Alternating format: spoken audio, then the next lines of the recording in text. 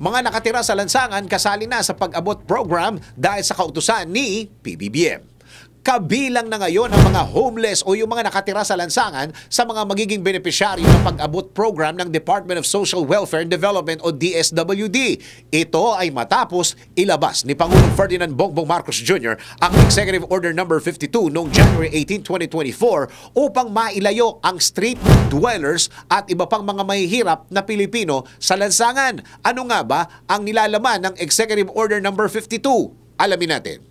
Isa sa pilot programs ng DSWD ang pag-abot program na layong magbigay ng tulong sa mga mahihirap na individual, bata at pamilya. Ayon kay Pangulong Marcos, hindi lang financial assistance ang ipapamahaging assistance package sa homeless beneficiaries ng pag-abot program. Mabibigyan din sila ng relocation assistance, transitory shelter assistance, livelihood assistance, employment assistance, psychosocial support at community assistance. Sa bisa ng Executive No. 52, itatatag ang Interagency Committee na titiyak sa mahusay na implementasyon ng pag-abot program.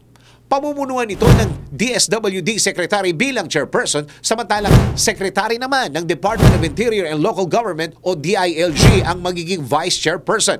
Matatandang nagbigay ng commitment ng Pilipinas na maisa sa katuparan ang Sustainable Development Goal No. 1 ng United Nations na No Poverty sa pamamagitan ng patuloy na pagpapatupad ng social protection systems and measures at pagbibigay ng pantay na access sa economic resources katulad ng pag-abot program, posibleng tuluyang mapuksa ang kahirapan sa bansa. Ayon nga kay Pangulong Marcos, ang pag-abot program ang magbibigay ng safety nets at proteksyon sa mga panganib na dulot ng kahirapan sa kapwa nating Pilipino. Ito rin ang tutulong sa kanila para maging produktibong miyembro ng lipunan. Ikaw, ano ang masasabi mo sa pagpapalawak ni Pangulong Marcos sa pag-abot program ng DSWD?